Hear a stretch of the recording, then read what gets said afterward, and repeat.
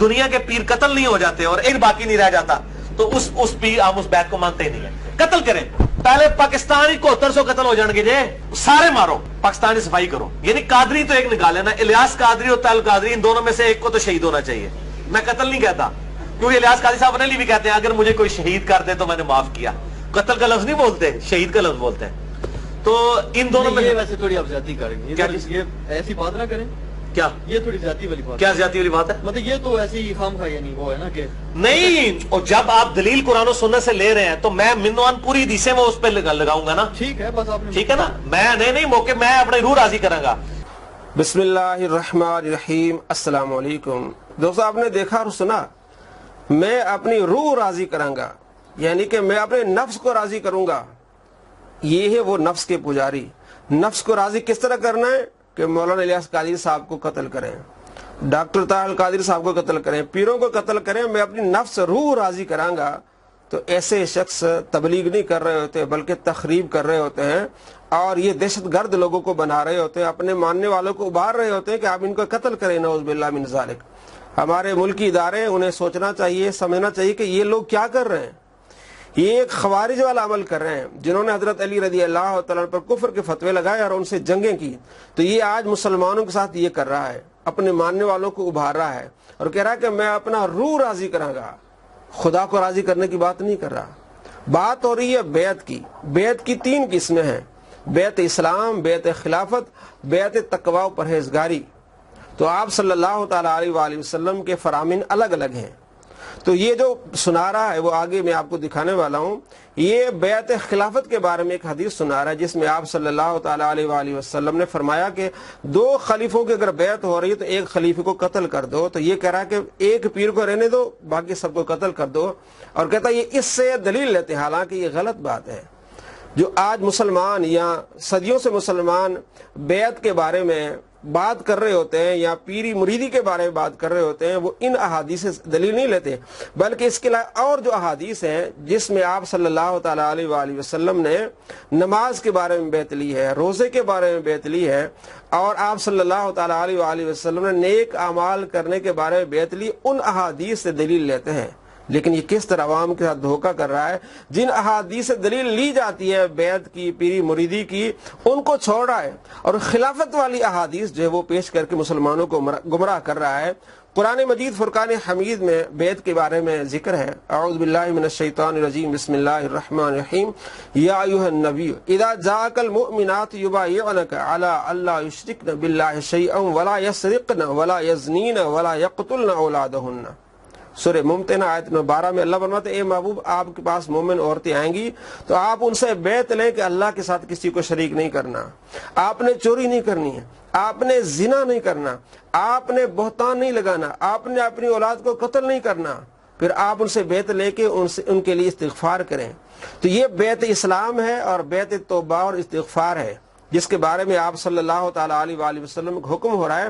اور نبی صلی اللہ تعالیٰ علیہ وآلہ وسلم نے صحابہ سے بیعت توبہ اور تقویٰ لی. حضرت جریر بن عبداللہ رضی اللہ تعالیٰ روایت کرتے ہیں کہ میں آپ صلی اللہ تعالیٰ علیہ وآلہ وسلم کی بارگاہ میں آیا, بایعت رسول اللہ صلی اللہ تعالیٰ علیہ وآلہ وسلم, میں نے آپ صلی اللہ تعالیٰ علیہ وآلہ وسلم سے بیعت لی علی اقام الصلاۃ, اس بات پر کہ نماز قائم کروں گا, وایتاء الزکاۃ, زکوٰۃ ادا کروں گا, ونصح لکل مسلم, اور ہر مسلمان کے لیے خیر خواہی کروں گا. یہ ہے بیعت توبہ اور تقویٰ کہ آپ صلی اللہ تعالیٰ علیہ وآلہ وسلم سے صحابہ کرام علیہ رضوان بیعت لے رہے ہیں اس بات پر کہ ہم نے نماز پڑھنی ہے, ہم نے زکوٰۃ دینی ہے, ہم نے خیر خواہی کرنی ہے. ان احادیث سے ہم دلیل لیتے ہیں. پیری مریدی کی دلیل ان احادیث سے ہے جس میں آپ صلی اللہ تعالیٰ علیہ وآلہ وسلم نے صحابہ کرام علیہ رضوان سے نماز کے بارے میں بیعت لی ہے, آپ صلی اللہ تعالیٰ علیہ وآلہ وسلم نے روزے اور زکوٰۃ کے لیے بیعت لی ہے. اسی طرح یہ بخاری شریف حدیث 57, مسلم شریف حدیث نمبر 4461 اور دوسرا نمبر اس کا 1709. عبادہ بن صامت رضی اللہ تعالیٰ کہتے ہیں کہ ہم آپ صلی اللہ تعالیٰ علیہ وآلہ وسلم کی بارگاہ میں موجود تھے تو آپ صلی اللہ تعالیٰ علیہ وآلہ وسلم فرمایا میری اس بات پر بیعت کرو کہ اللہ کے ساتھ کسی کو شریک نہیں ٹھہراؤ گے, زنا نہیں کرو گے, چوری نہیں کرو گے, اور ناحق قتل نہیں کرو گے, آپ صلی اللہ تعالی علیہ وآلہ وسلم نے صحابہ کرام علیہم رضوان سے اس بات پر بیعت لی ہے کہ چوری نہیں کرنا، زنا نہیں کرنا، تو اس کو کہتے ہیں بیعت تقوی اور بیعت توبہ۔ تو ان احادیث سے دلیل لی جاتی ہے کہ آج اگر کوئی نیک پرہیزگار مسلمان اپنے دوسرے مسلمان بھائیوں کو اپنے سامنے بٹھا کے ان سے بیعت لیتا ہے کہ آپ نے چوری نہیں کرنی، آپ نے نماز پڑھنی ہے، آپ نے زکوٰۃ دینی ہے، آپ نے خیر خواہی کرنی ہے، تو یہ مستحب ہے، فرض واجب نہیں ہے، یہ مستحب ہے۔ لیکن جو دوسری بیعت ہے بیعت خلافت، اس کے بارے میں آپ صلی اللہ تعالی علیہ وآلہ وسلم کے جو فرمان ہے وہ سخت ہے۔ وہ کیا کہتا ہے وہ بھی سنیے۔ اور بخاری مسلم حدیث ہے، جب ایک کی بیعت کر لے اور کوئی دوسرا بندہ بیعت لے اس کو قتل کر دو، تو جب تک پوری دنیا کے پیر قتل نہیں ہو جاتے اور ایک پیر باقی نہیں رہ جاتا تو اس پیر ہم اس بیعت کو مانتے ہی نہیں، قتل کریں۔ جی دوستو، آپ نے دیکھا مسلم شریف سے حدیث پیش کر رہا ہے اور آگے قتل کی بات بھی کر رہا ہے۔ آپ حیران ہوں گے کہ کس طرح آپ کے ساتھ دھوکہ کیا جا رہا ہے۔ یہ جو روایت ہے یہ خلیفہ مسلمین کے بارے میں ہے کہ آپ صلی اللہ تعالی علیہ وآلہ وسلم کا فرمان ہے، مسلم شریف 4799 اور دوسرا نمبر 1853، کہ اذا بوئی للخلیفتین، پیارے نبی صلی اللہ تعالی علیہ وآلہ وسلم نے ارشاد فرمایا جب دو خلیفوں کی بیعت لی جا رہی ہو فقتلوا الآخر منہما، تو ان میں سے ایک کو قتل کر دو، کیونکہ جب دونوں کی بیعت لی جائے گی تو فساد ہوگا، تو ان میں سے ایک قتل کر دو۔ تو یہ بیعت خلافت کے بارے میں بات ہو رہی ہے۔ آج جو مسلمان بیعت لیتے ہیں نیک پرہیزگار کہ نماز پڑھو روزہ رکھو، اس کی بیعت لیتے، یہ بیعت خلافت نہیں ہوتی، یہ بیعت تقوی اور توبہ ہے۔ تو بیعت تقوی اور توبہ پر وہ روایات لانا، وہ احادیث لانا جو بیعت خلافت کے بارے میں ہے، کتنی بڑی بددیانتی ہے، کتنی بڑی خیانت ہے جو آپ کے ساتھ ہو رہی ہے۔ دوستو آپ خود سمجھیں، اس طرح اسلام کو سمجھا جاتا ہے، اس طرح احادیث کو پرکھا جاتا ہے۔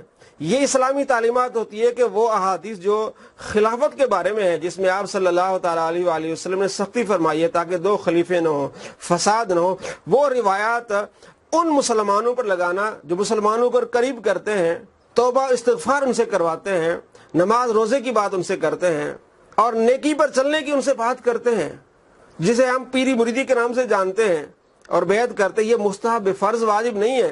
تو وہ جو دلیلیں ہیں ہمارے لیے کہ آپ صلی اللہ تعالیٰ علیہ وآلہ وسلم نے صحابہ سے نماز کی بیعت لی ہے، روزے کی بیعت لی ہے، زکوٰۃ کی بیعت لی ہے، ان احادیث کو لے کے ہم کہتے ہیں کہ پیری مریدی جائز ہے۔ نیک اور صالح عالم آدمی اگر لوگوں کو بلاتا ہے اور ان سے توبہ استغفار کراتا ہے کہ آپ نے نماز پڑھنی ہے، آپ نے آپ صلی اللہ تعالیٰ علیہ وآلہ وسلم کے طریقے پر چلنا ہے، کیونکہ جب قریب آئے گا نیک آدمیوں کے کہ وہ بھی نیکی کی طرف گامزن ہوگا، تو یہ احادیث پیری مریدی کے لیے۔ اور جو سختی والی حدیث ہے وہ بیعت خلافت کے بارے میں ہے۔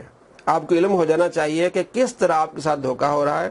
اللہ تبارک و تعالیٰ آپ کو سمجھ عطا فرمائے اور ایسے دہشت گرد لوگوں سے آپ کو بچائے اور ان کی سوچ، ان کی فکر سے آپ کو بچائے۔ بظاہر تو حدیث پڑھ رہے ہیں لیکن حدیث وہ خلافت کے بارے میں ہے اور پیری مریدی کے بارے میں دوسری حدیث بخاری میں جیسے 57 نمبر حدیث ہے، اسی طرح مسلم شریف میں کئی احادیث ہیں کہ آپ صلی اللہ تعالیٰ علیہ وآلہ وسلم نے صحابہ سے نماز کی بیعت لی ہے، روزے کی بیعت لی ہے، نیکی کی بیعت لی ہے۔ یہ بیعت ہے جو آج ہمارے ہاں مشہور ہے اور جس کی سختی سے آپ نے فرمایا اس کو قتل کر دو، وہ بیعت خلافت ہے تاکہ فتنہ فساد نہ ہو۔ تو دونوں باتوں کو اس طرح اکٹھا کرنا، وہ قتل والی بات آج مسلمانوں پر، پیروں پر ڈالنا کتنی بڑی زیادتی ہے۔ اللہ تبارک و تعالیٰ آپ کو ایسے شریر لوگوں کے شر سے محفوظ رکھے۔ السلام علیکم ورحمۃ اللہ وبرکاتہ۔